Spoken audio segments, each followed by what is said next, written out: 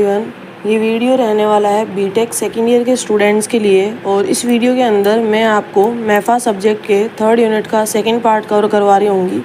इससे पहले हमने जो है थर्ड यूनिट के अंदर डिमांड एंड सप्लाई एनालिसिस का जो demand function elasticity of demand है, यहाँ तक टॉपिक्स कवर कर लिए थे। जो रिमेनिंग टॉपिक्स है demand forecasting, purpose, determinants and methods, then supply determinants of supply, supply function and elasticity of supply, वो सारे के सारे टॉपिक्स अपन इस वीडियो के अंदर कवर कर रहे होंगे। ठीक है, तो स्टार्ट करते हैं अपने वेरी नेक्स्ट टॉपिक से, जो है अपना डिमांड फोरकास्टिंग। अब डिमांड फोरकास्टिंग किसे कहते हैं? तो demand forecasting is the process of estimating the future demands for a product और service under a given set of condition.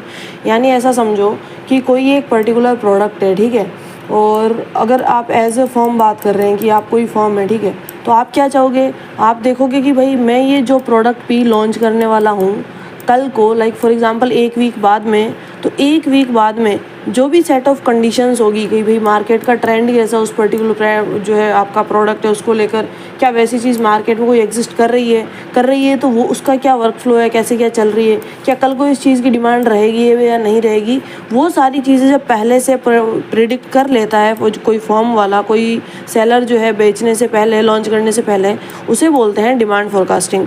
It is a scientific tool used by managers to predict future sales so that they can make informed decision about production, inventory and investment.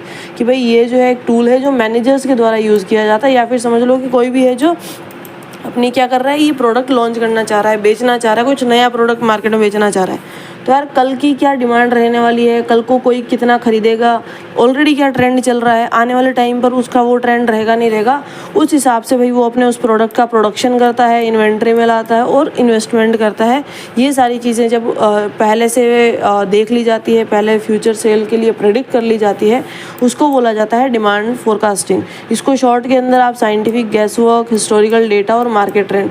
यार market trend देखने के लिए आपका historical data भी तो है कि भाई ये पर्टिकुलर, मान लो कल को कोई शैम्पू कुछ नया जो है मार्केट के अंदर लाना चाह रहा है, तो वो देखेगा कि एग्जिस्टिंग कौन कौन सी शैम्पूज़ की कंपनीज़ हैं और वो ऑलरेडी मार्केट के अंदर कैसा क्या जो है बिहेव कर रही है, उनका जो है क्या चल रहा है, तो वो हिस्टोरिकल डेटा भी उनको देखना रहता है। ठीक है, अब भाई इसकी क्या ज़रूरत होती है या फिर इसकी क्या इंपॉर्टेंस होती है आपकी डिमांड फोरकास्टिंग की? तो इसकी दो हम उसके अंदर देख सकते हैं कैटेगरीज़ के अंदर, एक शॉर्ट टर्म के लिए और एक लॉन्ग टर्म के लिए।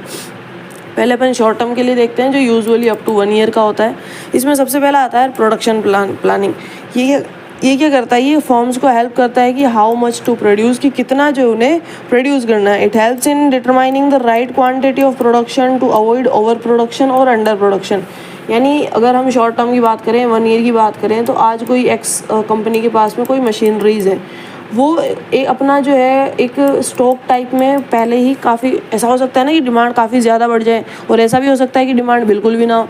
तो दोनों ही कंडीशन में जब डिमांड ज़्यादा बढ़ जाए तो उनके पास में भाई अंडर प्रोडक्शन ना रहे, कि भाई कमी ना हो जाए, लोग डिमांड तो कर रहे हैं बट वो चीज़ मार्केट में आ ही नहीं रही है, सप्लाई नहीं हो रही, क्योंकि कंपनी के पास में उन्होंने बनाई नहीं है, उसको प्रोड्यूस ही नहीं किया है। और ऐसा हो सकता है कि डिमांड बिल्कुल कम हो जाए तो वो बहुत ज़्यादा ओवर प्रोडक्शन बच जाए। हाँ, ऐसा हो सकता है यार आपको उम्मीद 500 की थी और जो है आपके 550 आ जाए, तो 50 थोड़ा एक्स्ट्रा है, और 450 लोगों की डिमांड आ जाए 500 इस आइटम्स के लिए, तो वहाँ पर 50 का वो कम है। तो ये जो है ओवरफ्लो और अंडरफ्लो की कंडीशन, और प्रोडक्शन अंडर प्रोडक्शन की कंडीशन में आ जाता है। अब जो है एक एग्जांपल समझ सकते हो कि फोरकास्ट मतलब जो ये जो पहले वाला चल रहा है, हम जो 500 यूनिट्स बना रहे हैं या फिर इन्होंने जो 5000 यूनिट्स बनाई है, ये किस बेस पर बनाई है? हमने जो भी डिमांड फोरकास्ट पर फ्यूचर प्रेडिक्ट करके बनाई है ना, गैस वर्क से बनाई है, साइंटिफिक टूल का यूज़ करके, हिस्टोरिकल डेटा को रीड करके, मार्केट ट्रेंड्स को समझ कर इन्होंने बनाई है ना। तो देखो यार, अगर 5000 यूनिट है जो डिमांड फोरकास्टिंग के द्वारा उन्हें लगा कि यार इतनी जो तो है कम से कम डिमांड होगी, तो उन्होंने इतने यूनिट्स प्रोड्यूस कर लिए। ना तो वो इससे ज़्यादा प्रोड्यूस कर रहा है, ना इससे कम प्रोड्यूस कर रहा है, और ये इसलिए ज़रूरी है इन चीज़ों को करके कि भाई इससे ओवर प्रोडक्शन को रोका जा सके, अवॉइड किया जा सके, जिससे कि जो है सामान का, चीज़ों का, प्रोडक्ट्स का वेस्टेज ना हो, और जो अंडर प्रोडक्शन है उसे अवॉइड किया जा सके ताकि शॉर्टेज ना बढ़े। नेक्स्ट अगर शॉर्ट टर्म पर्पज़ की बात करें तो वो आता है आपका इन्वेंट्री मैनेजमेंट। अब इन्वेंट्री मैनेजमेंट का क्या मतलब है कि it helps in optimal stock level. किस तरह से कि इंश्योर करता है कि जो कंपनी है उसके पास में इनफ रॉ मटेरियल हो, फिनिश्ड गुड्स हो, without locking up too much capital in stock. यानी इसे समझ लो कि आपका एक्सेस स्टॉक ना हो या फिर स्टॉक आउट सिचुएशन के अंदर ना आ जाए। नेक्स्ट आता है आपका लेबर शेड्यूलिंग या फिर मैन पावर प्लानिंग। इसके अंदर भी यही है कि अगर ज़्यादा डिमांड होगी तो जितने ज़्यादा वर्कर्स वो हायर कर सकते हैं उतने ज़्यादा कर रहे होंगे, और डिमांड कम होगी तो ऑलरेडी जो उनके पास में कंपनी में एग्जिस्टिंग वर्कर्स हैं उनको भी वो क्या कर देंगे, रिड्यूस कर देंगे, कम कर देंगे, निकाल देंगे, जैसे अभी कोरोना के टाइम पर हुआ था। नेक्स्ट आता है आपका financial planning. It helps in estimating future revenues and cash cost. यानी ये आपको हेल्प करता है भाई बजट वगैरह, इन्वेस्टमेंट डिसीजंस कैसे क्या लेने हैं, उसके अंदर आपकी जो फाइनेंशियल प्लानिंग है वो हेल्प कर रही होती है। अगला आता है आपका pricing policy and marketing planning. तो ये जितने भी चीज़ें हैं ये आपकी शॉर्ट टर्म पर्पस के लिए, यानी शॉर्ट टर्म के लिए, यूजुअली अप टू 1 ईयर के लिए डिमांड फोरकास्टिंग इन चीज़ों में मदद करती है। तो यहाँ पर डिमांड फोरकास्टिंग की जो है आपकी इंपॉर्टेंस होती है। अब देखो एक एग्जांपल के द्वारा कुछ इस तरह से आप एग्जांपल आपका फाइनल के अंदर मेंशन करके आ सकते हो कि आपने फोरकास्ट करा, मतलब जो भी एनालिस्ट वगैरह उन्होंने सारी चीज़ें देखी कि नेक्स्ट 1 ईयर के अंदर जो डिमांड होगी वो 1 लाख यूनिट्स की होगी, ठीक है।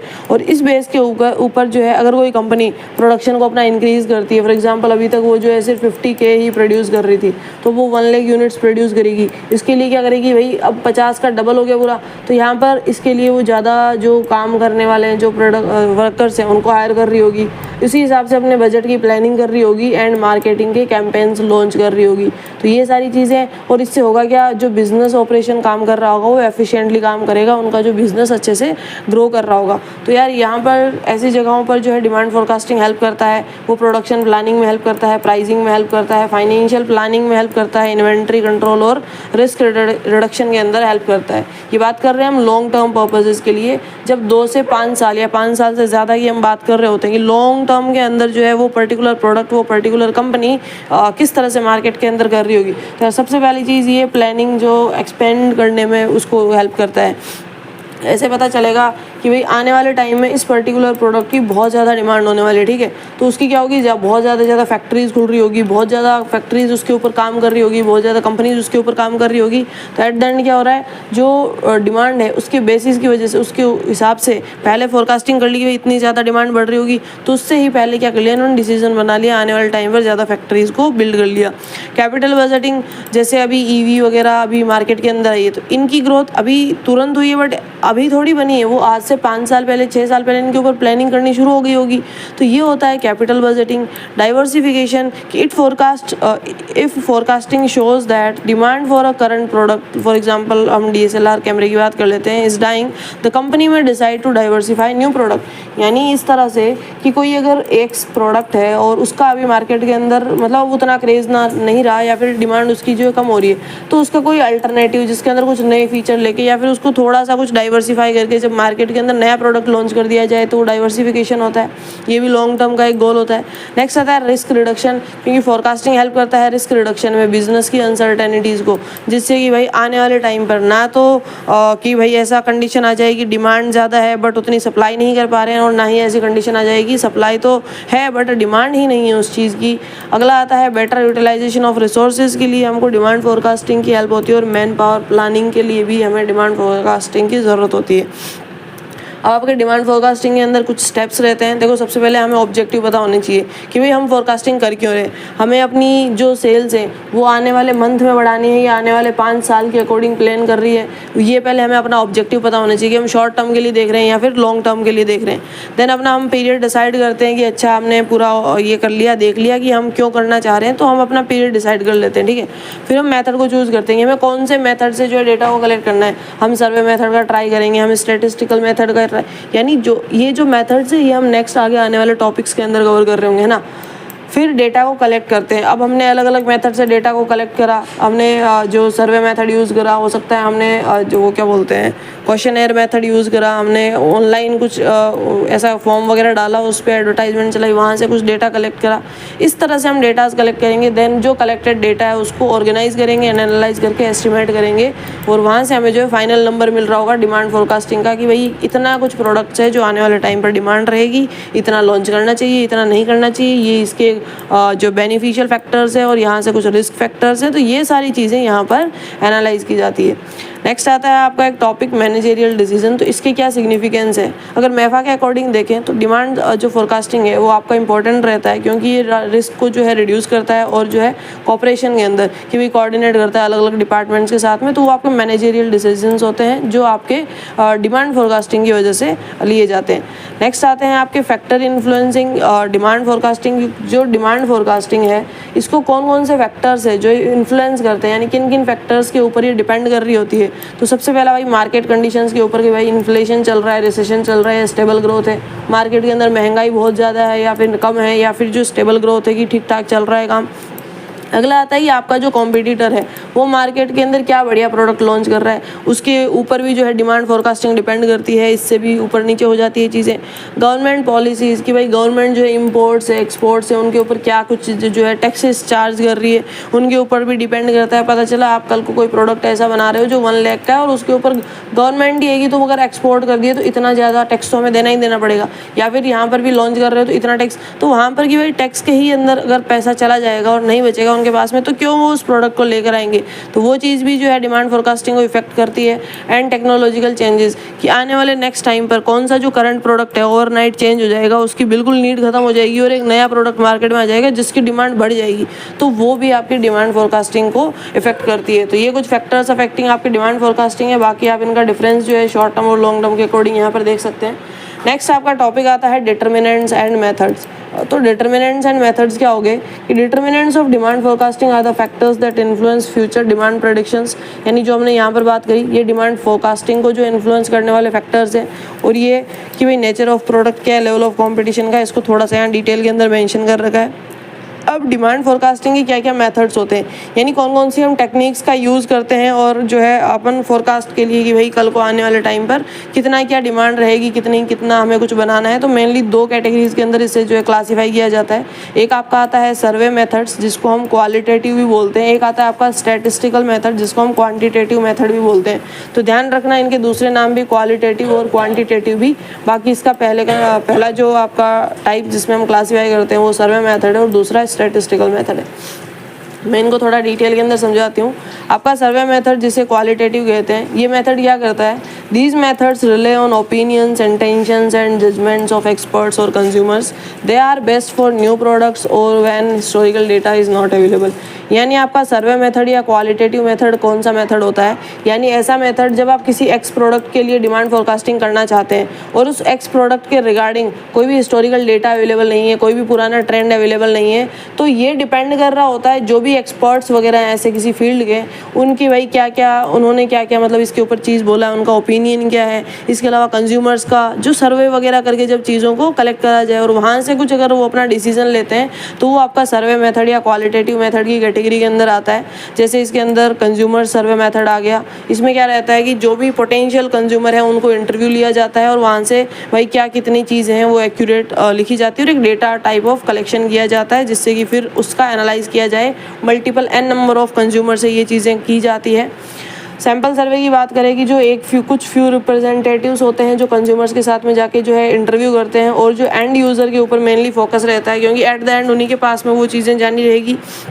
ठीक है, एडवांटेजेस क्या रहता है, डायरेक्ट इन्फॉर्मेशन मिलती है कि कोई मान लो कोई कंपनी है और उन्होंने 4 सर्वेयर खड़े करे हैं कि तुम जो है जाओ भाई लोगों के साथ में सर्वे करो और वो कल को आने वाले टाइम पे कोई product for example car launch करने वाले। ठीक है, तो ये जो 3-4 सर्वेयर होंगे ये किसी पर्टिकुलर जिस सिटी अलग अलग सिटी या जो भी उनका एरिया रहेगा फील्ड रहेगा उसके अकॉर्डिंग वहाँ पर जाएंगे और वहाँ पर फेस टू फेस पर्सन से क्या कर रहे होंगे, सर्वे लेके कि भाई आने वाले टाइम पर आप कौन सी कार परचेज़ करोगे, आपका बजट कितना है, इस तरह की कुछ चीज़ें उससे रिलेटेड पूछ के जब डेटा को कलेक्ट करेंगे तो वो आपका कंज्यूमर सर्वे मेथड में आएगा।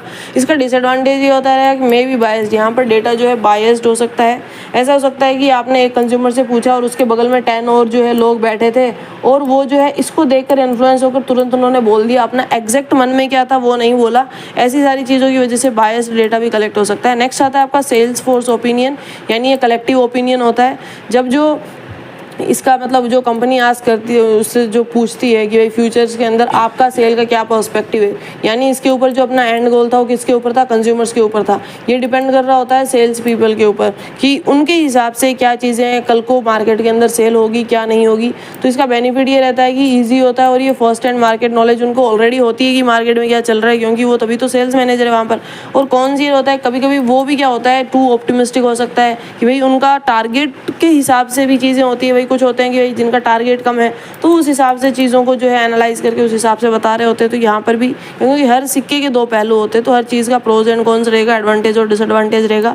नेक्स्ट आता है इसके अंदर एक्सपर्ट ओपिनियन, इसे हम डेल्फी मेथड भी बोलते हैं। अब एक्सपर्ट ओपिनियन या फिर डेल्फी मेथड क्या है, यानी वो एरिया जहाँ पर आपको एक्सपर्ट्स हैं वो ओपिनियन दे रहे होते हैं और उन एक्सपर्ट्स के ओपिनियन के हिसाब से आप जो है आपकी उसका जो है आगे का डिसाइड करते हो। और ये इन जनरल जो है लॉन्ग टर्म्स के लिए इस डेल्फी मेथड को यूज़ में किया जाता है, एक्सपर्ट्स के ओपिनियन को यूज़ में लिया जाता है। और नेक्स्ट आता है आपका मार्केट एक्सपेरिमेंट मेथड, यानी जब आप स्मॉल कुछ एक प्रोडक्ट है जिसको छोटे से एरिया के अंदर लॉन्च करते हो और वहाँ पर उसका क्या कुछ रहता है सीन, कितना क्या डिमांड है, चल रहा है नहीं चल रहा है प्रोडक्ट, उस हिसाब से डिसाइड करके आप फ्यूचर की प्लानिंग करते हो उस प्रोडक्ट के रिगार्डिंग में, फ्यूचर की फोरकास्टिंग करते हो, वो आपका मार्केट एक्सपेरिमेंट मेथड आ जाता है। तो ये जितने भी हैं ये आपके सर्वे मेथड की कैटेगरी में आते हैं, क्वालिटेटिव की कैटेगरी में आते हैं।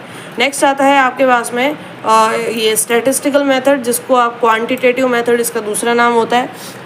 अब ये कौन सा केस रहता है, जब अभी वाले में क्या था अपने पास में कोई हिस्टोरिकल डेटा, ये कोई एक्स प्रोडक्ट के प्रति कोई हिस्टोरिकल डेटा अवेलेबल नहीं था, कोई इसके लिए अपने ऑलरेडी ट्रेंड्स जो हैं वो नहीं थे मार्केट में। स्टैटिस्टिकल के अंदर क्या रहता है, हमें हिस्टोरिकल डेटा मिलता है, हमें कुछ मैथमेटिकल फॉर्मूलाज होते हैं जिनका यूज़ करके इस हिस्टोरिकल डेटा को एनालाइज करके और चीज़ें देखी जाती है कैसा क्या है। उसके बाद में जब डिमांड फोरकास्टिंग की जाती है, उसके बाद में जब देखा जाता है कि अच्छा लॉन्ग टर्म के अंदर इतनी कुछ ऐसी डिमांड रहेगी, शॉर्ट टर्म के अंदर ऐसा कुछ बेनिफिट रहने वाला है, उन सारी चीज़ों का एनालाइज करके जब कोई डिसीजन लिया जाता है तो वो आपका स्टैटिस्टिकल मेथड की कैटेगरी में आ रहा होता है। ठीक है, इसके अंदर भी कुछ सब टाइप्स आप इंक्लूड करके आ सकते हो। जैसे सबसे पहला ट्रेंड प्रोजेक्शन मेथड, यानी जब टाइम सीरीज एनालाइज किया जाता है, इसके अंदर दो मेथड होते हैं, ग्राफिकल मेथड और लीस्ट स्क्वायर मेथड होता है, जिनको यूज़ में लिया जाता है। भाई कुछ इस तरह से समझ लो कि आप यहाँ पर टाइम पीरियड को नोट कर लो और यहाँ पर प्रोडक्ट जो है किस तरह से ग्रोथ कर रहा है वो देख लो और उसका जो है ग्राफ के हिसाब से आप क्या करते हो चीज़ों को डिसाइड करते हो। लीस्ट स्क्वायर मेथड के लिए y = a + bx और y = a + bt भी आपको कहीं पर लिखा हुआ दिख जाएगा, कहीं पर x और कहीं t। तो यहाँ पर ये जो y है वो किसको बता रहा है, डिमांड को, कि भाई कितनी डिमांड हो रही है। x या फिर ये जो t है वो टाइम t को बता रहा है, टाइम बता रहा है कि टाइम के हिसाब से क्या कुछ जो है ये प्रोडक्ट y की डिमांड रही है। ठीक है, तो भाई सेल्स अगर इंक्रीज हो रही है हर साल तो ट्रेंड कैसा रहेगा, ऐसे अपवर्ड की तरफ बढ़ता चले जाएगा। नेक्स्ट आता है आपका बैरोमेट्रिक मेथड। अब बैरोमेट्रिक मेथड क्या होता है, इसे यूज़ किया जाता है भाई economic indicators to predict demand just as a barometer predicts weather. जैसे अपना बैरोमीटर एक डिवाइस होता है, टूल होता है जिससे वेदर को प्रिडिक्ट किया जाता है, ठीक वैसे ही आपका जो बैरोमेट्रिक मेथड उसी हिसाब से नाम दिया गया है कि इस डिवाइस को यूज़ करके वेदर को प्रिडिक्ट करते हैं। तो जो इकोनॉमिक इंडिकेटर्स होते हैं उनको जो है वो जो है इसको यूज़ करते हैं डिमांड को प्रिडिक्ट करने के लिए। इसके अंदर क्या रहता है यार कि भाई मार्केट के अंदर आने वाले टाइम पर क्या चेंजेस हो सकते हैं, उस हिसाब से आप अपनी प्रोडक्शन को इंक्रीज़ या डिक्रीज़ कर रहे हो तो वो आपको इस कैटेगरी में आ जाता है। अगला आता है रिग्रेशन एनालिसिस। रिग्रेशन एनालिसिस क्या होता है कि ये मेथड होता है जो स्टैब्लिश करता है फंक्शनल रिलेशनशिप किन के बीच में, डिमांड के बीच में और डिटर्मिनेंट्स के बीच में, यानी डिमांड जो है और डिमांड को अफेक्ट करने वाले जो उसके फैक्टर्स हैं उन दोनों के बीच में फंक्शनल रिलेशनशिप बना के एंड देन उसके बाद में देखता है कि आने वाले टाइम पर क्या डिमांड रहेगी क्या नहीं रहेगी और उसके हिसाब से जो फोरकास्टिंग होती है। तो ये जो भी है आपके स्टेटिस्टिकल मेथड्स के अंदर आ जाते हैं, क्वान्टिटेटिव मेथड्स के अंदर आ जाते हैं ना। बाकी अब इनका थोड़ा सा यहाँ से डिफरेंस देख लेना। नेक्स्ट आपका इंपॉर्टेंट टॉपिक आता है सप्लाई। अभी तक हम जितनी भी चीज़ें पढ़ रहे थे वो डिमांड के इर्द गिर्द पढ़ रहे थे। डिमांड के अंदर हम जो है कंज्यूमर बिहेवियर को चेक कर रहे थे। अब जो अपना सप्लाई रहेगा ये अपना फर्म्स का बिहेवियर रहेगा, ये अपना इंडस्ट्रियलिस्ट का बिहेवियर रहेगा, ये आपका जो मार्केट के अंदर प्रोड्यूसर होगा, प्रोडक्शन करने वाला होगा, उस पर्सन के पर्सपेक्टिव से जो है बिहेवियर रहेगा। अभी तक हमने डिमांड के अंदर जो भी चीज़ें देखी वो आपके कंज्यूमर के बिहेवियर से देखी कि उसे कोई भी चीज़ कितनी सही से मिल रही है, उसे कोई भी चीज़ कितनी सस्ते उसमें मिल रही है। अब जो सप्लाई के अंदर हम फैक्टर्स देख रहे होंगे वो देख रहे होंगे कि फर्म्स कितना महंगा बेचेगी और उसे कहाँ से कितना जो है बेनिफिट हो रहा होगा। तो जब फर्म्स के पर्सपेक्टिव से देखेंगे तो अपना सप्लाई आएगा। तो अगला अपना इस यूनिट का मोस्ट इंपॉर्टेंट टॉपिक सप्लाई आता है। दो ही टॉपिक्स है, एक आपका डिमांड एनालिसिस है, एक आपका सप्लाई एनालिसिस है। ठीक है, अब देखो आपका सप्लाई क्या होता है। It is the quantity of commodity that a seller is willing and able to offer for a sale at a given price and time. यानी हम सब लोग को उसके अंदर डिमांड में क्या देख रहे होते थे कि जो आपका कंज्यूमर है वो विलिंग है कोई प्रोडक्ट खरीदने के लिए और एबल भी है, यानी वो उस चीज़ को खरीदने की वो भी रखता है, पैसे भी उसके पास में। तो ये सेलर्स के पर्सपेक्टिव से भी सेम वही चीज़ आती है कि कोई जो है वो विलिंग भी है और वो किसी पर्टिकुलर प्राइस और किसी सर्टेन कंडीशंस के अंदर उसको बेच पाने के एबल भी है, ठीक है। जब ये दोनों कंडीशन फुलफिल होती है तो उस पर्टिकुलर प्रोडक्ट को हम बोलते हैं कि हाँ ये सप्लाई की कैटेगरी में आता है, ये एक क्वांटिटी जो है सप्लाई की कैटेगरी में आ रही है, ठीक है। अब डिटर्मिनेंट्स ऑफ सप्लाई क्या होते हैं? वो फैक्टर्स होते हैं जो अफेक्ट कर रहे होते हैं किसी प्रोडक्ट की सप्लाई को, कि भाई सप्लाई इंक्रीज़ करनी है या डिक्रीज़ करनी है। ये वो जो फैक्टर्स हैं उनको हम बोल रहे होते हैं determinants of supply. One by one हम जितने भी डिटर्मिनेंट्स ऑफ सप्लाई है वो सारे के सारे पढ़ रहे होंगे। अब ये जो फैक्टर्स है जब चेंज होते हैं तो जो आपका सप्लाई कर्व है वो भी शिफ्ट होता है, या तो राइटवर्ड शिफ्ट होता है या लेफ्टवर्ड शिफ्ट होता है। ऐसे समझ लो कि आपका एक्स प्राइस था, ठीक है, और वहाँ पर सप्लाई कुछ इतनी हो रही थी, मतलब जब आपका प्राइस बी था तब आपकी सप्लाई मान लो कुछ ऐसी हो रही थी। जब आपका प्राइस बढ़ गया, जब प्राइस बढ़ता है तो ऑब्वियसली कंपनी क्या चाहेगी, उनका जो है सप्लाई भी बढ़े, ठीक है, तो सप्लाई इंक्रीज़ हो गया। और जब प्राइस कम हो गया उस पर्टिकुलर प्रोडक्ट का तो वो सप्लाई भी क्या कर देगी, डिक्रीज़ कर देगी। तो ये लेफ्टवर्ड और जो है राइटवर्ड आपके ग्राफ का शिफ्ट रहता है। मीनिंग जो सप्लाई की हमने देख ली कि जब प्रोड्यूसर विलिंग भी होता है और एबल भी होता है किसी पर्टिकुलर पीरियड ऑफ टाइम के अंदर जो भी प्राइजेस सेट है ना उसके हिसाब से वो विलिंग भी और एबल भी है कोई प्रोडक्ट सेल करने के लिए, तो सप्लाई की कैटेगरी में आ रहा होगा। डिटर्मिनेंट्स ऑफ सप्लाई बात करें तो आपका सप्लाई फंक्शन होता है, आपको कुछ यही ये क्या बोलते हैं वेरिएबल्स आपको लिखे हुए मिल जाएंगे सप्लाई फंक्शन के अंदर। देखो यार पी यहाँ पर स्टैंड करता है price of factor, price of product, कि ये पहला फैक्टर हो जाएगा कि भाई उस प्रोडक्ट का प्राइस क्या है, ये भी अफेक्ट करेगा। ऐसे समझो कि कोई चीज़ है जिसकी कॉस्ट कंपनी को जो है बनाने के अंदर आई है 100 रुपये, ठीक है, और अब जब उसे मार्केट के अंदर जो है वो कर रही है, लॉन्च कर रही है, तो यार इसका यहाँ पर क्या प्राइस है मार्केट के अंदर कितने की, बाकी अगर कंपनीज भी एग्जिस्ट कर रही है तो वो कितने के अंदर वो कर रही है, तो वो चीज़ पहला फैक्टर आ जाता है आपका प्राइस ऑफ प्रोडक्ट। नेक्स्ट आ जाता है कॉस्ट ऑफ प्रोडक्शन। अब कॉस्ट ऑफ प्रोडक्शन क्या होती है भैया, तो इंक्रीज़ करेंगे या डिक्रीज़ करेंगे बेस्ड ऑन कि आपकी सप्लाई किस तरह से हो रही है। टेक्नोलॉजी टी टेक्नोलॉजी की स्टैंड करता है, जी आपका गवर्नमेंट पॉलिसीज़ के लिए स्टैंड करता है, एन आपका नंबर ऑफ सेलर्स के लिए, और ये आपका एक्सपेक्टेशंस के लिए। अब देखो यार प्राइस ऑफ प्रोडक्ट तो आपको पता चल गया, कॉस्ट ऑफ प्रोडक्शन पता चल गया। टेक्नोलॉजी क्या हो गया कि भाई ऐसे समझो आप जो कंपनी के अंदर 10 लेबर यूज़ कर रहे हो और एक दूसरी सेम फॉर्म है सेम प्रोडक्ट्स लॉन्च कर रही है, वो मशीनरीज यूज़ कर रही है, तो ज़्यादा सप्लाई कौन कर पाएगा, जो मशीनरीज यूज़ करके प्रोडक्ट प्रोड्यूस कर रही है या फिर जो लेबर्स का यूज़ करके। ऑब्वियसली मशीनरीज वाली मशीनरी दिन रात काम कर सकती है बिना थके, वहीं लेबर्स का एक वर्किंग टाइम होता है, उस वर्किंग टाइम के अलावा भला वो क्यों काम करेंगे, तो ज़्यादा प्रोडक्शन कौन कर पाएगी, मशीनरीज वाली। तो ज़्यादा जिनका ज़्यादा प्रोडक्शन होगा वो सप्लाई भी ज़्यादा कर पाएंगे, तो ये भी एक फैक्टर होता है। इसके अलावा गवर्नमेंट पॉलिसीज़ यार ऐसे समझो दो एग्जांपल के थ्रू। एक एग्जांपल है कि आपने कोई ऐसा प्रोडक्ट बनाया जिसकी जो गवर्नमेंट है उन्होंने उसके ऊपर क्या लगा रखी है, सब्सिडीज़ लगा रखी है, यानी लोगों को वो चीज़ सस्ते के अंदर। जैसे अभी हम बात करें सोलर प्लांट उनकी सोलर प्लेट्स वगैरह की, तो आजकल गवर्नमेंट उनके ऊपर सब्सिडीज़ दे रही है कि ज़्यादा से ज़्यादा लोग तुम लगा सकते हो उस हिसाब से। तो कंज्यूमर पर्सपेक्टिव के लिए वो चीज़ सही है, बट कंपनी को तो उसका वो बेनिफिट नहीं हो रहा है। या फिर ऐसे समझो किसी चीज़ के ऊपर जब गवर्नमेंट टैक्सेस ज़्यादा लगा देती है कि तुम इस चीज़ को सेल करोगे तो इतना टैक्स पहले हमें देना पड़ेगा, तो वो चीज़ें जो है अफेक्ट करती है गवर्नमेंट की पॉलिसीज़, तो ये भी एक फैक्टर रहता है। इसके अलावा नंबर ऑफ सेलर्स, कि आपका कोई एक प्रोडक्ट है जो आप मार्केट में लेके आ रहे हो, उसके ऑलरेडी अगर 1000, 50, 500 जो है सेलर्स एग्जिस्ट कर रहे हैं, तो आपका वहाँ पर टिक पाएगा नहीं टिक पाएगा, उस कॉम्पिटिशन को वो झेल पाएगा या नहीं झेल पाएगा, वो भी एक फैक्टर होता है आपको इसके ऊपर। इसका वो भी एक फैक्टर होता है सप्लाई को चेंज करने की उसमें, है ना। जो अब यहाँ पर ये जो चीज़ें हैं प्राइस ऑफ कमोडिटी फैक्टर्स, इन्हीं चीज़ों को हम डिटेल के अंदर बढ़ रहे हैं। यहाँ पर मैंने डिटेल के अंदर नोट्स लिख रखे हैं और यहाँ पर थोड़ा शॉर्ट्स आपको समझाने के लिए।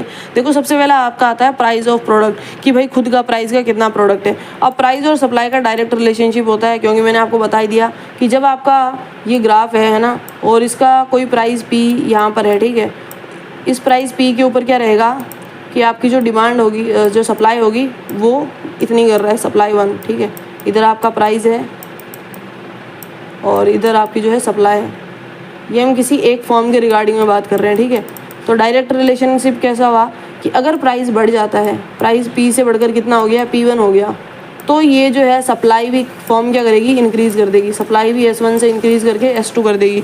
और अगर यही प्राइस जो है कम हो जाता है, P से P0 चले जाता है, यानी आपकी प्राइस कैसे हो गई, कम हो गई उस प्रोडक्ट की, तो जो कंपनी क्या करेगी, भाई भले सस्ते के अंदर क्यों बेचूं, मेरी तो कॉस्ट भी इससे ज़्यादा बढ़ी है, तो वो सप्लाई को कम करके कर देगा S0 के ऊपर। तो यही चीज़ है आपकी प्राइस ऑफ द प्रोडक्ट, यानी प्राइस और सप्लाई का आपका डायरेक्ट रिलेशनशिप होता है। और उस तरह का आप यहाँ पर ग्राफ बना कर आ सकते हो। नेक्स्ट आता है कॉस्ट ऑफ प्रोडक्शन। अब कॉस्ट ऑफ प्रोडक्शन के अंदर क्या आता है, कॉस्ट ऑफ प्रोडक्शन में आता है कि हायर कॉस्ट होगी तो सप्लाई कम होगी और लोअर कॉस्ट होगी तो सप्लाई जो है ज़्यादा। ऐसे समझो कि आपने कोई चीज़ बना ली है ना, और अब उसे जब मार्केट में लेके जा रहे हो तो वहाँ पर पता चल रहा है उसकी उतनी प्राइस नहीं है, ठीक है, कॉस्ट आपकी उससे ज़्यादा लग गई कि भाई आपने जब कोई चीज़ बनाई तो उसकी कॉस्ट मान लो 100 रुपये की थी, ठीक है, और ये आपने बनाई किसी एक्स लोकेशन पर और आप दूसरी वाई लोकेशन पर ले जाकर उसे जो है बेचना चाह रहे हो, ठीक है, तो आप देखोगे कि यार फ्यूल के प्राइस दिन ब दिन बढ़ रहे हैं, तो इट मीन्स कि आपकी जो ट्रांसपोर्टेशन कॉस्ट भी ज़्यादा आएगी। तो ऐसी कंडीशन के अंदर कि भाई मेरा तो कॉस्ट 100 रुपये लगा है, मैं 120 का प्रोडक्ट बेचना चाह रहा हूँ, बट ये जो मेरा 20 का प्रॉफिट मैं कमाना चाह रहा हूँ ये तो मेरा इसके अंदर उल्टा ज़्यादा पड़ जाएगा। तो यहाँ पर भी क्या होता है, जब कॉस्ट ज़्यादा होती है, जब एक्सटर्नल फैक्टर्स ऐसे कॉस्ट वाले ये इनको जब अफेक्ट कर रहे होते हैं, तो यहाँ पर वो क्या करते हैं, अपनी सप्लाई लो कर देते हैं। भाई वो कहते हैं कि ठीक है अपन जहाँ पर है वहीं पर आसपास सप्लाई कर देते हैं, हमें दूर भेजने की ज़रूरत नहीं, क्योंकि हम ट्रांसपोर्टेशन कॉस्ट और अपनी कॉस्ट के साथ में वो नहीं देख पाएंगे। तो जब ऐसी चीज़ों की बाहर एक्सटर्नल फैक्टर्स की जब कॉस्ट ज़्यादा होती है तो सप्लाई डिक्रीज़ कर देते हैं, और वो अगर कम होती है तो सप्लाई इंक्रीज़ कर दी जाती है। नेक्स्ट आता है टेक्नोलॉजी। टेक्नोलॉजी मैंने आपको बता ही दिया, अगर बेटर टेक्नोलॉजी है तो ज़्यादा प्रोडक्शन कर पाएंगे, जिससे ज़्यादा सप्लाई हो पाएगी, और यहीं पर अगर लेबर्स को रखें तो प्रोडक्शन उतना नहीं रहेगा, कम रहेगा, तो सप्लाई भी कम हो पाएगी, ठीक है। नेक्स्ट आता है गवर्नमेंट पॉलिसीज़ की, भाई टैक्सेस वगैरह हैं, अगर वो कम कर देंगे तो सप्लाई बढ़ जाएगी, वहीं अगर गवर्नमेंट सब्सिडीज़ वगैरह दे देगी तो सप्लाई क्या हो जाएगी, इंक्रीज़ हो जाएगी। सप्लाई क्या हो जाएगी, मतलब जब टैक्सेस कम हो जाएंगे तो भी आपकी सप्लाई वो क्या कर देगा, बढ़ा देगा। टैक्सेस कम होने की कंडीशन में सप्लाई इंक्रीज़ कर रहा होगा, और जो सब्सिडीज़ अगर गवर्नमेंट दे देती है तब भी सप्लाई आपकी एक कंडीशन के अंदर देखा जाए तो इंक्रीज़ भी होगी, क्योंकि गवर्नमेंट उनको कुछ की फैक्टर्स दे देगी कि भाई हम आपको ये बेनिफिट दे देंगे, या फिर ऐसी कंडीशन में वो कम भी कर सकता है, कब, जब फर्म को कोई वहाँ से बेनिफिट ना मिल रहा हो। नंबर ऑफ सेलर्स की बात करेंगे, ज़्यादा सेलर्स होंगे तो ज़्यादा सप्लाई, मार्केट के अंदर ज़्यादा क्वांटिटी आ रही होगी उस पर्टिकुलर प्रोडक्ट की, और सेलर्स कम होंगे तो सप्लाई कम होंगी। यानी अगर एक चीज़ को बेचने वाले लोग ही कम है तो वो जो वहाँ पर मार्केट में चीज़ें आ रही होगी वो भी कम ही होगी। अगला आता है प्राइस ऑफ रिलेटेड गुड्स, कि रिलेटेड गुड्स की क्या प्राइस है, यानी सब्सटीट्यूशन गुड जो हमने पढ़े थे, सब्सटीट्यूशन गुड और आपके जो गिफिन गुड्स वगैरह ये सारी चीज़ें पढ़ी थी, कॉम्प्लीमेंट्री गुड्स और सब्सटीट्यूशन गुड, वो भी यहाँ पर फैक्टर अफेक्ट करते हैं सप्लाई को। किस तरह से करते हैं, ऐसे समझो कि भाई आप जो है दो प्रोडक्ट आप जो बेच रहे हो, चावल है ना, राइस, और आपकी जो पड़ोसी कंपनी है वो वीट बेच रही है, दोनों का प्राइस लगभग सेम सा था, यानी चावल भी ठीक ठाक लोग खरीद रहे थे, वीट भी ठीक ठाक लोग खरीद रहे थे, ठीक है। आपने क्या करा, आपने चाहा कि यार मेरे को थोड़ा सा इसका क्या प्राइस बढ़ा देता हूँ, तो लोग आपसे ज़्यादा खरीदेंगे नहीं भाई, वो स्विच कर लेंगे दूसरे प्रोडक्ट के ऊपर, तो ये चीज़ भी आपकी सप्लाई को जो अफेक्ट करता है। नेक्स्ट आता है एक्सपेक्टेशंस ऑफ फ्यूचर प्राइस। अब एक्सपेक्टेशंस का क्या मतलब हुआ, वो फ्यूचर जो हमारा डिमांड फोरकास्टिंग था, ठीक वैसे ही हम पहले से ये लगा लेते हैं कि भाई एक्सपेक्टेड प्राइस तो यही होगा, तो उस हिसाब से जब सप्लाई कम या ज़्यादा होती है तो ये फैक्टर भी अफेक्ट करता है। इसके अलावा नेचुरल फैक्टर्स की, भाई कैसा क्लाइमेट वगैरह की वजह से, सीज़न वगैरह की ये जो चेंजेस होते हैं ये भी सप्लाई को जो अफेक्ट कर रहे होते हैं। इंफ्रास्ट्रक्चर, इसके अलावा कि आपके पास में बढ़िया इंफ्रास्ट्रक्चर है, बढ़िया पैसा है, तो आप ट्रांसपोर्टेशन वगैरह, स्टोरेज वगैरह चीज़ें कर सकते हो, नहीं तो आपके पास में स्टोरेज करने का एरिया ही नहीं है और आपने प्रोडक्शन तो बहुत ज़्यादा कर दिया, तो उसको सेल कहाँ करोगे, तुरंत सप्लाई कहाँ करोगे, है ना। और अगला आता है टाइम पीरियड। आप किस हिसाब से देख रहे हो, लॉन्ग रन या फिर शॉर्ट रन के लिए, लॉन्ग टर्म या फिर शॉर्ट टर्म के लिए, उस हिसाब से भी सप्लाई फैक्टर के ऊपर टाइम भी इसके एक फैक्टर है जो सप्लाई को क्या करता है, अफेक्ट करता है। नेक्स्ट आता है आपका सप्लाई फंक्शन। जो जो हमने डिटर्मिनेंट्स पढ़े उनको फंक्शंस ऐसे इस तरह से करके लिखा हुआ होता है, और सेम वही चीज़ें, price of commodity, price of input, technology, government policies, expectation of future price and number of forms in the market. इसको एक मैथमेटिकल इक्वेशन के अंदर जब लिखकर इस तरह से दिया जाता है तो इसे आपका मैथमेटिकल फंक्शन बोला जाता है, सप्लाई फंक्शन बोल दो। इसको आपको डिफाइन कैसे करके आना है कि ये भाई रिलेशनशिप दिखाता है क्वांटिटी जो सप्लाई हुई है उनके बीच में और जो डिटर्मिनेंट्स है जो इसको अफेक्ट कर रहे हैं उनके बीच में। तो यार इस तरह का ग्राफ बना सकते हो आपकी, जब प्राइस बढ़ जाएगा तो सप्लाई भी बढ़ा देंगे, और यही प्राइस $1 से डिक्रीज़ हो गया अगर $5 हो जाता है तो ये प्राइस मतलब अगर डिक्रीज़ हो जाता है ये सप्लाई भी क्या कर देंगे, क्वांटिटी कम कर देंगे। तो यही चीज़ है आपकी मैथमेटिकल इक्वेशन के अंदर जो भी हमने डिटर्मिनेंट्स पढ़े उन्हीं को यहाँ पर वापस एक्सप्लेन कर रखा है। जनरल सप्लाई फंक्शन कुछ इस तरह से लिखते हैं जहाँ पर ये आपकी क्वांटिटी सप्लाइड को बता रही है, और ये जो फंक्शंस है, अलग अलग जो डिटर्मिनेंट्स हैं, जो फैक्टर्स अफेक्टिंग है उनके और क्वांटिटी सप्लाई के बीच में क्या रिलेशनशिप है वो ये फंक्शन आपको बता रहा है। तो जो चीज़ें मैंने आपको बताई अब उनके बीच का यहाँ रिलेशनशिप दिखा रखा है, तो आप एक बार यहाँ से रीड आउट करेंगे तो बहुत ईजीली चीज़ों को समझ पाएंगे एग्जाम्पल्स के साथ में।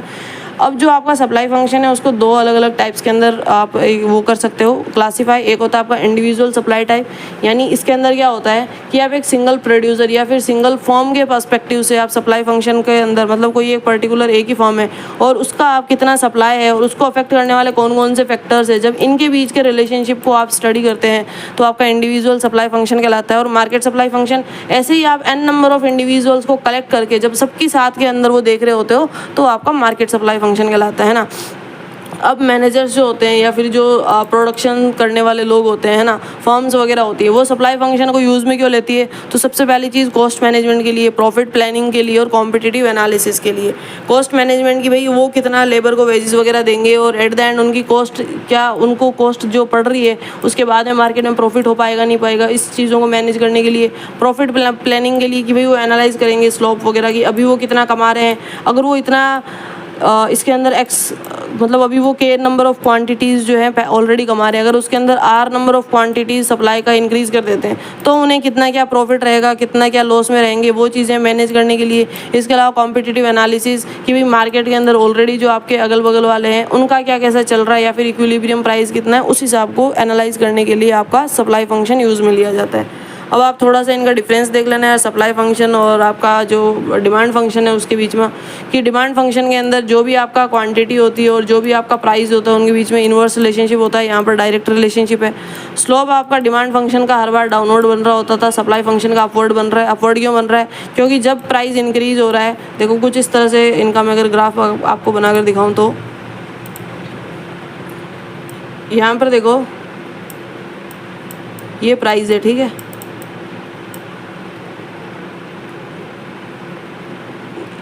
अभी प्राइस था मान लो 50 रुपये, प्राइस कितना था 50 रुपये, तो जो क्वांटिटी सप्लाई हो रही थी वो कितनी हो रही थी, मान लो कोई 50 की क्वांटिटी को सप्लाई मान लेते कि 50 क्वांटिटी क्या हो रही थी, मैं यहाँ पर ऐसे लिख देती हूँ कि सप्लाई हो रही थी, ठीक है। अब 50 से डिमांड बढ़ गई, प्राइस बढ़ा दिया 60, इधर क्या लिखा हुआ है प्राइस कितना बढ़ा दिया, अब 60 बढ़ा दिया, ठीक है। प्राइस 60 बढ़ा दिया तो सप्लायर क्या चाहेगा कि मेरी जो क्वांटिटीज़ है वो भी क्या हो, ज़्यादा भाई बिके, है ना, ज़्यादा मार्केट के अंदर चले, तो वो क्या कर देगा, अपनी सप्लाई भी बढ़ा देगा। 50 से सप्लाई बढ़ाकर उसने सप्लाई भी कितनी कर दी, 60 कर दी। और इसी के उल्टा अगर वो कम होकर दे, प्राइस मार्केट के अंदर 40 हो जाता है तो वो सप्लाई भी अपने डिक्रीज़ कर देगा। तो ये जो आपका ग्राफ है किस तरह से बनता है, कुछ इस तरह से ग्राफ बनता है, अपवर्ड है ये। अब इसी का हम देखते हैं, अगर यही चीज़ सप्लाई का ना होके क्या होता, डिमांड का होता, तो यहाँ पर ये कैसा ग्राफ बन रहा होता, इसी को ध्यान से देखना। यहाँ पर प्राइस है और यहाँ पर की कितनी जो क्वांटिटी है उनकी डिमांड हो रही है। 50 रुपये था, ठीक है, और 50 रुपये के ऊपर जो डिमांड हो रही थी वो कितनी हो रही थी, 50 क्वांटिटीज़ जो है उस पर्टिकुलर प्रोडक्ट की डिमांड कर रहा था कोई पर्सन, ठीक है। अब जब प्राइस बढ़ जाती है, 50 रुपये से 60 रुपये कर दिया, ऐसे समझो कि आप 50 रुपये में कोई एक पैकेट खरीदते थे, ठीक है, और अब उसी पैकेट का कितना रुपया कर दिया, 60 रुपये कर दिया, तो क्या आप उसी पैकेट को खरीदोगे? नहीं, आप उसको खरीदोगे जब ज़रूरत होगी, तो उसकी आप डिमांड क्या कर दोगे, कम कर दोगे। तो यहाँ पर डिमांड क्या हुई है, कम हुई है। आपने मान लो 50 की जगह 40 ही खरीदनी चालू कर दी, वो अब उतनी क्वांटिटी की आपने डिमांड नहीं रखी। और वही अगर प्राइस 40 कर दिया जाता, इसका प्राइस 50 से घटाकर 40 कर दिया जाता, तो आप देखते कि यार चीज़ें सस्ती हुई है, तो आपकी डिमांड क्या होती, बढ़ जाती, डिमांड क्या होती, इंक्रीज हो जाती, आप 60 क्वान्टिटीज़ की डिमांड करने लगते। तो यहाँ पर आपका जो ग्राफ कैसा बन रहा है, इस तरह से ग्राफ कैसा बन रहा है, आपका डाउनवर्ड स्लोपिंग ग्राफ बन रहा है। यानी जब आपका डाउनवर्ड स्लोपिंग ग्राफ बनता है तो ये आपका डिमांड पर्सपेक्टिव है। जब आपका अपवर्ड स्लोपिंग ग्राफ बनता है तो ये आपका उसका सप्लाई फर्म का जो है बिहेवियर है। तो ये सप्लाई का बिहेवियर हो गया या फर्म का बिहेवियर समझ लो, और ये आपका डिमांड का है। तो एक ये बेसिक सा ग्राफ आप लगभग हर जगह मेंशन करके आ सकते हो। तो वही चीज़ जो है यहाँ पर बता रखी है, इनका जो रिलेशन, इनका जो स्लोप है वो डाउनवर्ड और अपवर्ड किस तरह से होता है। प्राइमरी जो वेरिएबल इसमें ऑब्वियसली कस्टमर की कंज्यूमर की या कस्टमर की इनकम रहती है, और यहाँ पर आपका प्रोड्यूसर की कॉस्ट रहती है कि उसको कितना महंगा सस्ता पड़ा है बनाने के अंदर। इलास्टिसिटी ऑफ सप्लाई, हमने डिमांड की जो इलास्टिसिटी है वो देखी। नेक्स्ट आपकी इलास्टिसिटी ऑफ सप्लाई आता है। तो देखो इलास्टिसिटी ऑफ सप्लाई हमें क्या बताता है, ये हमें क्वेश्चन का जवाब देता है कि how much does the producer increases और decreases production when the market price changes, कि जब मार्केट में प्राइसेस के चेंजेस आते हैं तो प्रोड्यूसर है उसे अपनी क्वांटिटी सप्लाई या फिर प्रोडक्शन के अंदर कितना इंक्रीज और कितना डिक्रीज करना चाहिए वो अगर कोई बता रहा है तो इलास्टिसिटी ऑफ फंक्शन बताता है। इसका फॉर्मूला होता है कि आप जब इलास्टिसिटी चेक करते हो तो percentage change in quantity supply, quantity supply के अंदर कितना परसेंटेज चेंज आया divided by percentage change in price, percentage change in price में कितना वो आया। ठीक है, तो ये अगर हम पर्टिकुलर एक के उसमें देख रहे होते हैं तो ये फॉर्मूला होता है, और जब मल्टीपल के उसमें देख रहे होते हैं तो ओरिजिनल प्राइस और ओरिजिनल क्वांटिटी सप्लाई को साथ में मल्टीप्लाई किया जाता है। ठीक है, तो यहाँ डेल्टा क्यू क्या हो गया, change in quantity supply, delta P क्या हो गया, चेंज इन प्राइस, सिर्फ पी क्या हो गया आपका ओरिजिनल प्राइस हो गया और क्यू क्या हो गया, ओरिजिनल क्वांटिटी हो गया। अब देखो degree of elasticity of supply क्या होता है, हमने अलग अलग जैसे आपका उसमें पढ़ी थी परफेक्ट और ये यूनिटरी, वो इलास्टिसिटी अलग अलग थी कि भाई डिमांड के हिसाब से क्या चीज़ें हो रही, वैसे हम इसके अंदर सप्लाई की इलास्टिसिटी में पढ़ रहे होंगे। तो देखो परफेक्ट इनइलास्टिक सप्लाई कब होती है, जब आपका जो इसकी वैल्यू इलास्टिसिटी की वो कितनी होती है, 0 होती है, और कुछ इस तरह से ग्राफ बन रहा होता है परफेक्ट इनइलास्टिक का, यानी वो parallel to the Y axis होता है। किस तरह से कि जब भी कोई क्वांटिटी सप्लाई के अंदर कोई चेंज नहीं होता है, नो मैटर की प्राइस कितना बढ़ रहा है कितना जो है कम हो रहा है, यानी कोई एक चीज़ ऐसी है मार्केट में जिसका चाहे प्राइस आपका देखो जब चाहे 10 रुपये प्राइस था, इसको बढ़ाकर 20 रुपये कर दिया, इसको बढ़ाकर चाहे 100 रुपये कर दिया, ठीक है, तब भी उसकी सप्लाई इतनी हो रही है। मान लो कोई 50 यूनिट जो है ये सप्लाई कर रहा था, और अगर ये 10 से प्राइस कम करके 5 कर दिया तो भी ये उसको क्या कर रहा है, उतनी ही जब वो सप्लाई करता है तो वो आपका आता है परफेक्ट इनइलास्टिक में, और इसी को बोलते हैं आपकी इलास्टिसिटी 0 होना। तो इसका जो ग्राफ बनता है ये कैसा बनता है, वाई एक्सिस के पैरेलल बनता है, वाई एक्सिस के पैरेलल बनता है। इसके एग्जांपल के अंदर आप कुछ पेरिशेबल गुड्स को लिख कर आ सकते हो, जैसे फ्रेश फिश हो गई या फिर वेजिटेबल्स हो गए, यानी जो आपके शॉर्ट टर्म के अंदर जो क्या बोलते हैं सप्लायर्स है वो उसको ज़्यादा क्या नहीं कर सकते, प्रोड्यूस नहीं कर सकते, तो उतना ही रहेगा। तो जब सप्लाई ज़्यादा चेंज होती है तो उसे हम बोलते हैं ज़्यादा इलास्टिक रहना, और जब सप्लाई कम चेंज होती है तो उन्हें हम बोलना इनइलास्टिक रहना।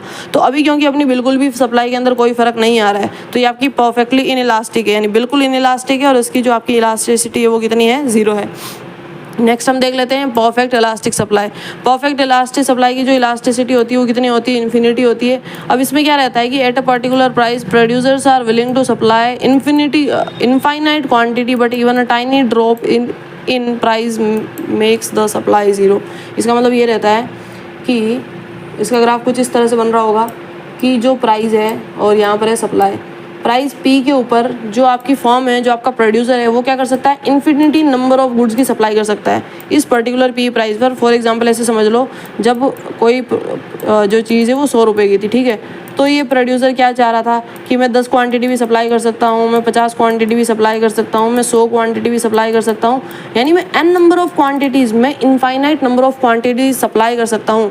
लेकिन जैसे ही ये प्राइस राइज़ हुआ, थोड़ा सा भी प्राइस राइज़ हुआ तो ये सप्लाई क्या कर देगा, एकदम 0 कर देगा, एकदम ख़त्म कर देगा। तो ये होता है आपका परफेक्टली इलास्टिक सप्लाई, जिसकी आपकी इलास्टिसिटी इन्फिनिटी रहती है, और ये जो है आपका इसका ग्राफ रहता है। नेक्स्ट आता है आपका unitary elastic supply. Unitary elastic supply की इलास्टिसिटी कितनी रहती है, 1 रहती है। इसके अंदर क्या रहता है, the percentage change in quantity supplied is exactly equal to the percentage change in price, यानी जो आपका परसेंटेज चेंज आपका सप्लाई में रहता है उतना ही जब प्राइस के अंदर चेंजेस है तो यूनिटरी इलास्टिक बनता है। और कुछ इस तरह से आपका जो है ग्राफ बन रहा होगा कि अगर प्राइस इतना बढ़ रहा है तो सप्लाई इतनी है, अगर प्राइस में थोड़ा चेंज आया तो सप्लाई इस तरह से जब चेंज होती है, यानी जितना चेंज प्राइस के अंदर आया है उतना ही चेंज अगर आप उसकी सप्लाई के अंदर आए, क्वांटिटी सप्लाइड में आए, तो आपका यूनिटरी इलास्टिक सप्लाई कहलाता है। अगला आता है आपका रिलेटिवली इलास्टिक सप्लाई। तो रिलेटिवली जो इलास्टिक सप्लाई होता है ये होता है percentage change in supply is greater than percentage change in price, यानी आपका जो सप्लाई के अंदर चेंजेस हुआ है वो जब प्राइस से जो है ज़्यादा होता है। अब यहाँ पर देखो जब आपका ये हम एक फिक्स ले लेते हैं कि ये प्राइस हो रहा था और ये सप्लाई हो रहा था। अब देखो जो आपका सप्लाई है, प्राइस थोड़ा सा इन्होंने बढ़ाया बट सप्लाई काफ़ी ज़्यादा बढ़ गई, इन्होंने प्राइस थोड़ा सा कम करा बट सप्लाई काफ़ी ज़्यादा बट सप्लाई काफ़ी ज़्यादा कम हो गई। अगेन इन्होंने थोड़ा सा प्राइस बढ़ाया बट सप्लाई काफ़ी ज़्यादा बढ़ गई। तो इनका जो ग्राफ है वो कैसा कुछ ज़्यादा ही टिल्ट बन गया है ना, कुछ ज़्यादा ही ऐसे जब फ्लैटर बन जाता है ना, तो यहाँ पर आपका क्या होता है, इलास्टिक सप्लाई होता है। जब इस तरह का ग्राफ बनता है यहाँ पर आपकी इलास्टिसिटी जो है 1 से इन्फिनिटी के बीच में लाई कर रही होती है, या फिर इन जनरल आप इसे क्या बोल सकते हो कि इलास्टिसिटी 1 से ज़्यादा होती है। 1 से इन्फिनिटी के बीच में तो 1 से ज़्यादा हो सकती है। ये आपका रिलेटिव इलास्टिक सप्लाई होता है। अगला आता है रिलेटिवली इन इलास्टिक सप्लाई। अब रिलेटिवली इन इलास्टिक सप्लाई का क्या मतलब होता है, इसका रिवर्स हो जाएगा। यानी यहाँ पर प्राइस में स्लाइटली चेंज क्या कर रहा था, सप्लाई में ज़्यादा चेंज कर रहा था। यहाँ पर प्राइस में ज़्यादा चेंज होगा बट सप्लाई में क्या रहेगा, कम चेंज रहेगा। किस तरह से रहेगा, एक और ग्राफ से समझते हैं कि अभी अपना पर्टिकुलर प्राइस ये था और सप्लाई ये थी, यानी किसी पी प्राइस के ऊपर एस नंबर ऑफ क्वांटिटीज़ की सप्लाई हो रही थी। अब इन्होंने प्राइस जो है कुछ इतना ज़्यादा बढ़ा दिया बट सप्लाई जो है कुछ खास ज़्यादा नहीं बढ़ी, एकदम कम बढ़ी। या फिर इन्होंने प्राइस कुछ ज़्यादा ही कम कर दिया बट सप्लाई भी कुछ खास नहीं कम हुई, इन्होंने बस थोड़ी सी सप्लाई कम करी। तो जब ऐसे स्टीप ऐसे खड़ा एकदम बनता है, मतलब एकदम स्ट्रेट भी नहीं, ऐसे थोड़ा ज़्यादा खड़ा जब आपका ये स्टीपर ग्राफ बन रहा होता है तो ये आपका क्या होता है, रिलेटिवली इन इलास्टिक सप्लाई का होता है। आपका यहाँ पर अगर देखें तो यहाँ पर ये इन इलास्टिक सप्लाई का ग्राफ कुछ इस तरह से बन रहा होता है।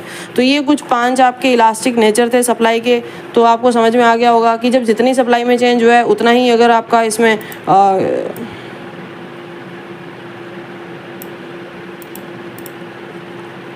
कि जितना आपका प्राइस में चेंज हो उतना अगर सप्लाई चेंज करता है तो यूनिटरी के अंदर आता है। जब आपका प्राइस कितना ही कम ज़्यादा हो और सप्लाई फिक्स रहे तो आपका परफेक्टली इनइलास्टिक के अंदर आता है। जब आपके एक ही प्राइस पी के ऊपर प्रोड्यूसर जो है बहुत सारी क्वांटिटी सप्लाई कर सकता है तो आपका प्राइस इलास्टिक सप्लाई के अंदर आता है। और अगर प्राइस थोड़ा भी डाउन हुआ तो 0 आ जाता है क्वांटिटी, है ना।